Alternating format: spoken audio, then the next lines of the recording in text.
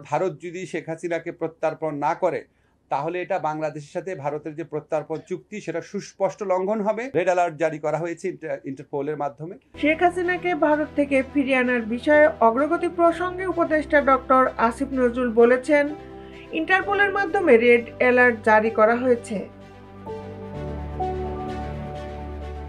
Justice টেলিভিশনের update news নিয়ে আপনাদের সাথে আছি আমি শামীমা সুলতানা।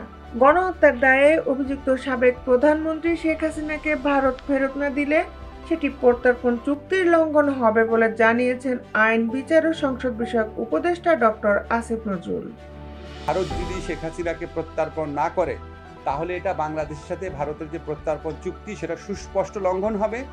মঙ্গলবার বিকালে সচিবালয়ে সুপ্রিম কোর্টের বিচারক নিয়োগ আইন সহ সমসাময়িক বিষয়ে সংবাদ সম্মেলনে এক প্রশ্নের জবাবে তিনি এ মন্তব্য করেন।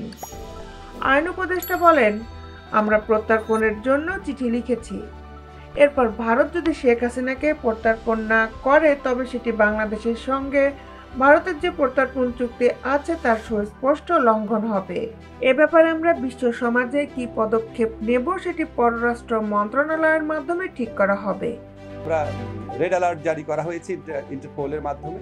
আমাদের যা যা করণীয় আছে আমরা করে যাচ্ছি, আরো কিছু করণীয় থাকলে ক্ষেত্র বিশেষে চিন্তা করে আমরা অবশ্যই করব।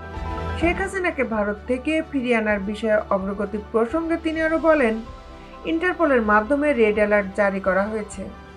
আমাদের যা যা করণীয় আমরা করে যাচ্ছি, আরো কিছু করণীয় থাকলে ক্ষেত্র বিশেষে চিন্তা করে আমরা তা করব।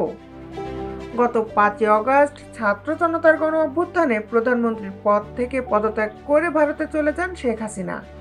এরই মধ্যে শেখ হাসিনাকে দেশে ফিরিয়ে বিচারের মুখোমুখি করতে তৎপরতা চালাচ্ছে অন্তর্বর্তী সরকার। গত 23 ডিসেম্বর পররাষ্ট্র মন্ত্রণালয়ের পক্ষ থেকে জানানো হয়, শেখ হাসিনাকে ফেরত আনার বিষয়ে দিল্লিকে চিঠি দিয়েছে ঢাকা।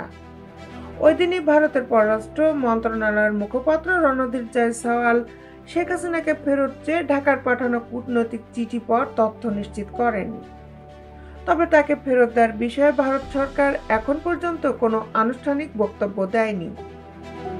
এ বিষয়ে ডিসেম্বরের শেষ সপ্তাহে ভারতের সংবাদ সংস্থা ANI-কে দেয়া এক বিশেষ সাক্ষাৎকারে বাংলাদেশে নিযুক্ত ভারতের সাবেক হাইকমিশনার মহেশ সাজদেব বলেন, শেখ হাসিনা বাংলাদেশ সরকারের প্রত্যার্পণ অনুরোধের বিরুদ্ধে আদালতের আশ্রয় নিতে পারেন। তিনি আরও জানান, ভারতের প্রত্যার্পণ অনুরোধ যেমনভাবে বিভিন্ন ইউরোপীয় দেশ বিভিন্ন শর্তে প্রত্যাখ্যান করেছিল, হাসিনা তেমনই বলতে পারেন তিনি তার দেশের সরকারকে বিশ্বাস করেন না এবং তার প্রতি অবিচার হওয়ার সম্ভাবনা রয়েছে বলে আশঙ্কা প্রকাশ করেছেন ভারতের সাবেক হাই কমিশনার। দেশ বিদেশের আপডেট নিউজ পেতে আমাদের সাথেই থাকুন।